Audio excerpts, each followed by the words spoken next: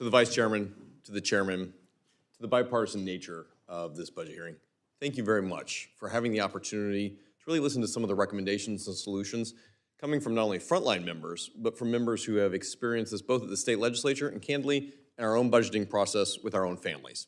These are the kind of recommendations that are not only common sense, they're important for us across the board. I hear consistently about the good work that this committee has done back in my home district when it comes to things like passing legislation that provides for no tax on tips for frontline workers, no tax on overtime for my first responders, no tax on Social Security for my seniors. The accomplishments here are putting real money back in working families' pockets, and that is the #1 way that we grow our economy. We've proven it in Iowa, and it's now a playbook for the rest of the country. Today I want to discuss something, though, that's also very important to folks back in Iowa, our spending challenges. And DC, by far, is one of the worst at making sure that we balance our budgets. In my home state, we take a common sense approach when it comes to funding. It's the same thing that farmers do, Main Street businesses do, and families do. It means you live within your means. And when you work hard, you earn a paycheck, you make sure that you're not spending beyond that and putting yourself in a real dangerous position. Most recently, we had a challenge with a foolish partisan shutdown, and it hurt families in my district. And one of those families reached out to me. Dr. Sarah Massey is an OBGYN. She's a great mom of 3. She lives in central Iowa. And she knows about taking care of both families and also timely responses for critical emergencies. And so tragically this year, when Sarah lost her husband, she did what any good mother would do. She reached out for her Social Security survivor's benefits. Not only help take care of her 3 kiddos, but make sure that she had the opportunity to be sustaining going forward and to receive the money that she'd paid into Social Security. But instead of being able to receive the benefits that she had paid into, she was met with delay, red tape, no answers, and her family suffered for 43 days. When she reached out to my office, we were able to open a door and help her family out.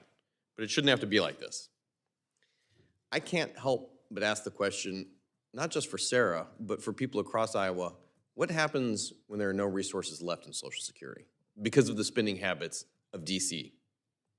America now is set on a path of a $38 trillion debt. If Congress continues on this path, Social Security will run out by 2032, leaving benefits for over 500,000 Iowans without their full retirement or their survivor benefits that they paid into.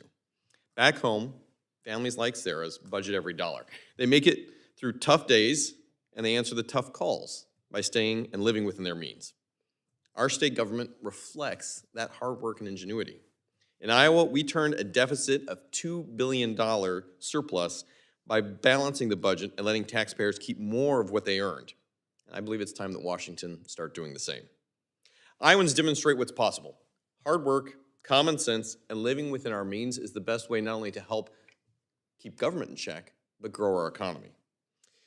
Challengingly, I think we all saw over the last 4 years an administration that was spend happy, in fact, flushing money and taxpayer dollars to the extreme into their own programs. They lived well beyond their means and significantly added to our national debt. I believe it's well past time that we restore sensible, functional government for our people, not just across America, but in communities like mine in Iowa, to be able to keep more of their hard-earned money. Thus, Mr. Chair, in my very first week of Congress, I introduced a constitutional amendment that would require a balanced budget.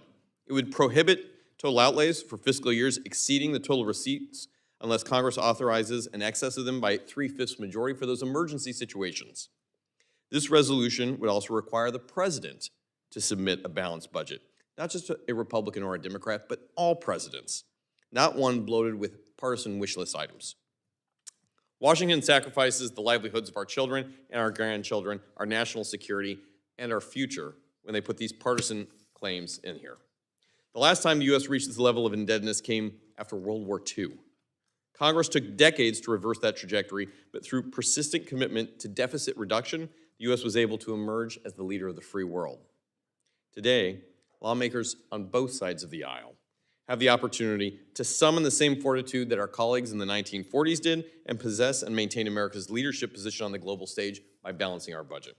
This resolution offers a simple way to restore good governance and public policy, and I believe that members on both sides of this committee can fully support our constituents' future and restore Washington's financial sanity.